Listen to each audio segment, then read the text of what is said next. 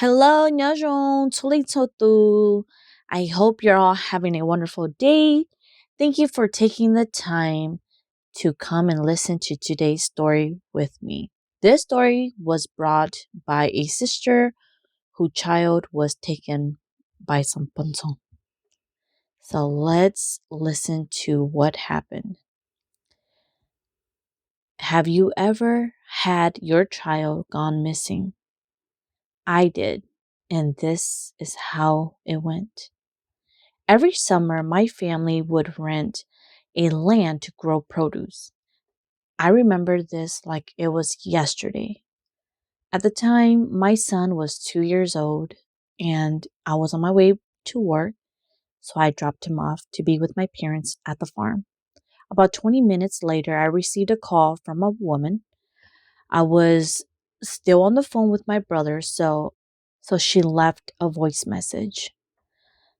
About 5 minutes pass and I finally get to the voice message. It was a Caucasian woman on the other end asking, "Do you have a dog and a son? Because I found them in the forest near a creek." I returned her call immediately. When she picked up the phone, she asked me if I had a son and a dog. I said yes. Yes, I do. She said she got my number from the dog's tag. And I asked her where their location was. She told me, and I knew exactly where they were. It's a good distance away from where my parents were, but also close by.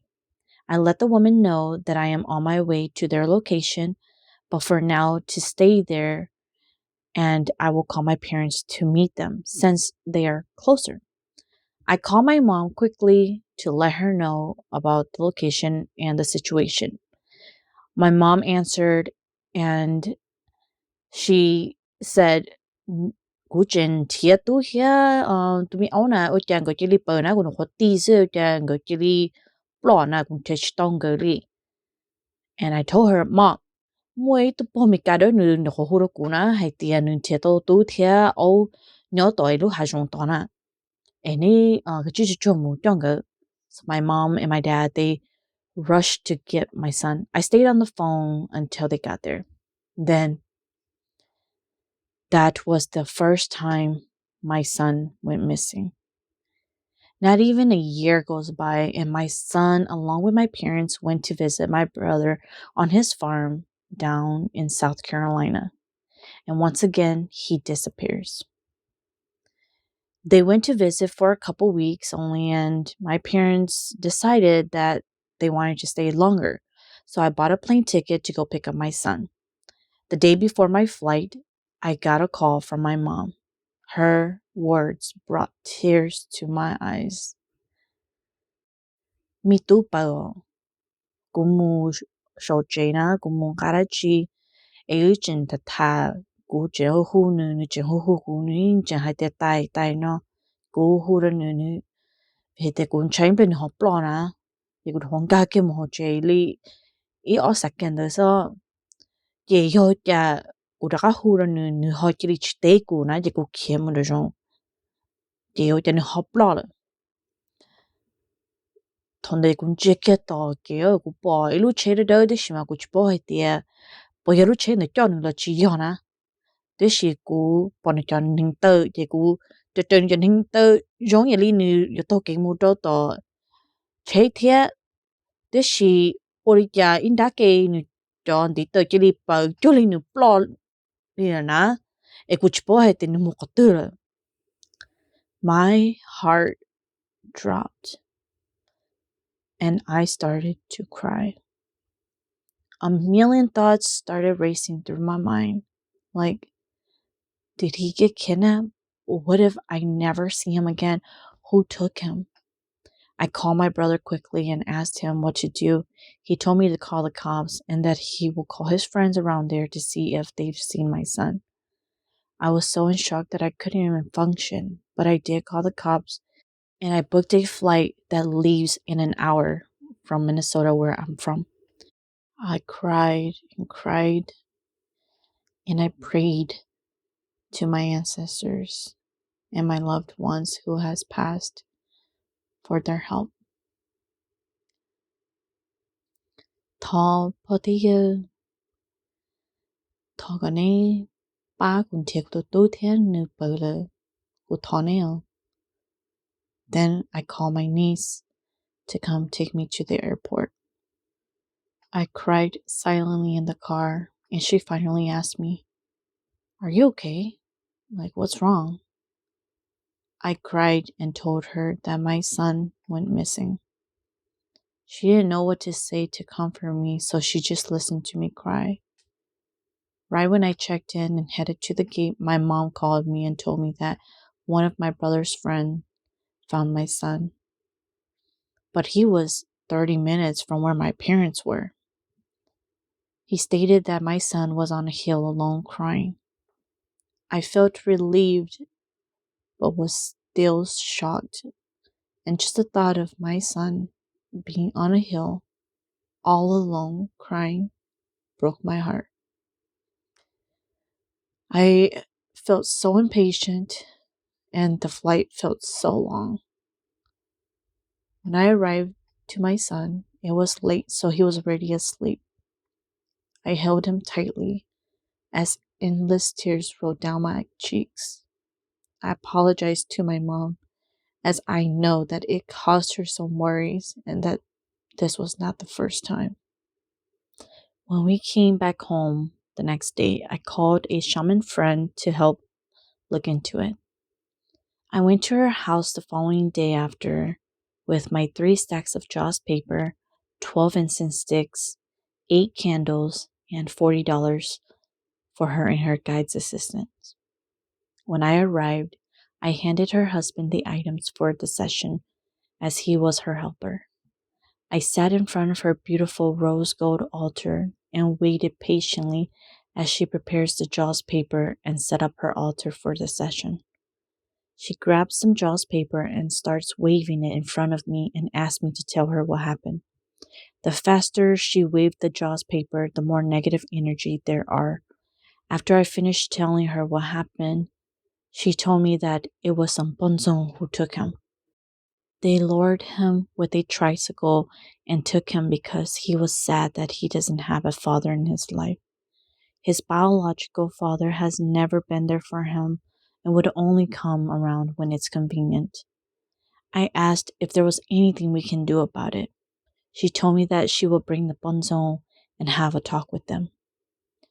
The room got cold and we both started yawning as they arrived because there was so much energy in the room. I had goosebumps all over my body and I could feel my hair standing up. The shaman friend asked, "Why are you guys around the boy?" The bonzon stated, "Vihetia, nututu kokoshia, tien nututushia haitianichimoa zi, beiteli dionula or beichining.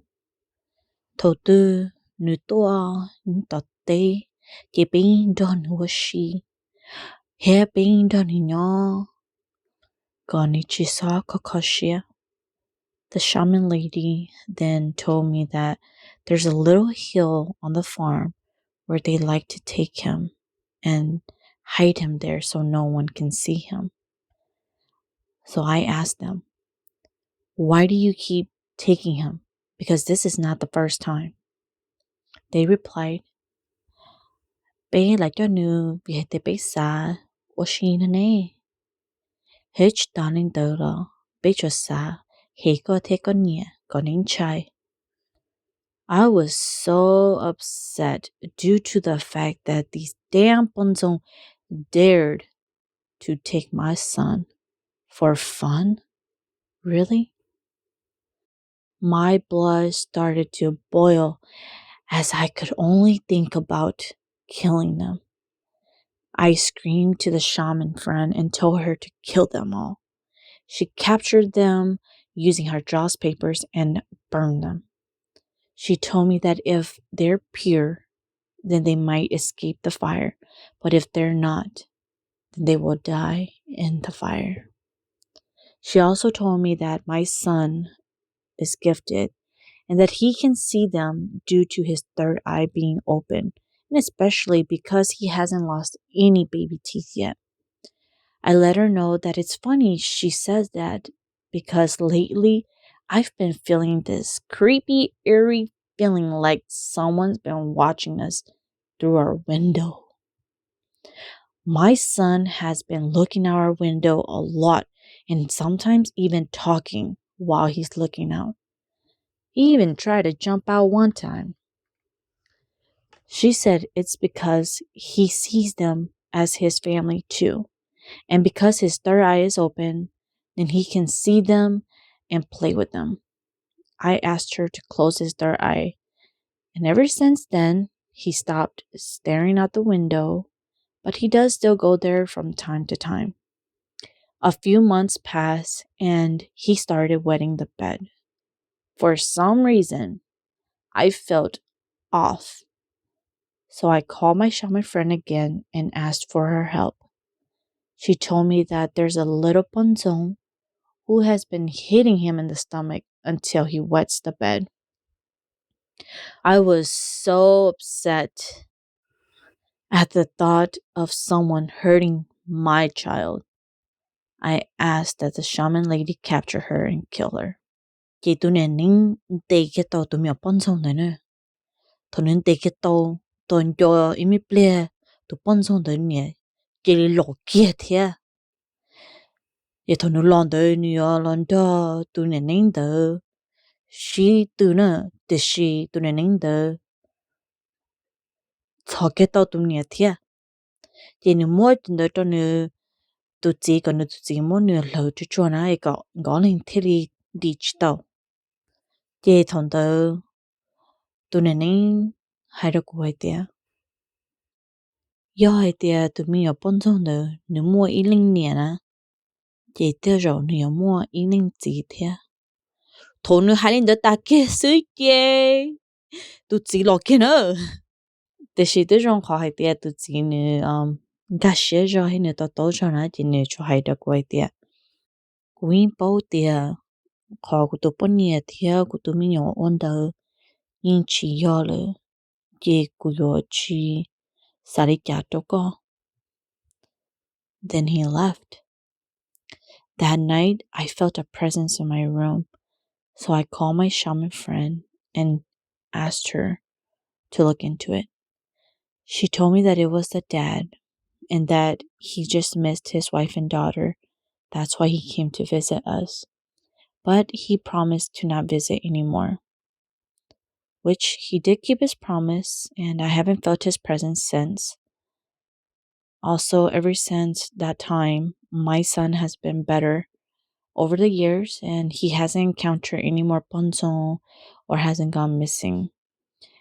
It has been 3 years now since the last incident. All right, and that's the end of that story. Thank you to the sister who shared her story with us. I am so glad that your son is well now. And to everyone else, thank you for tuning in with me today.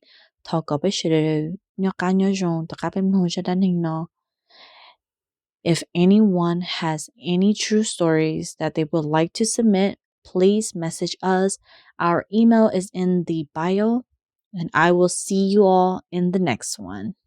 Thank you guys.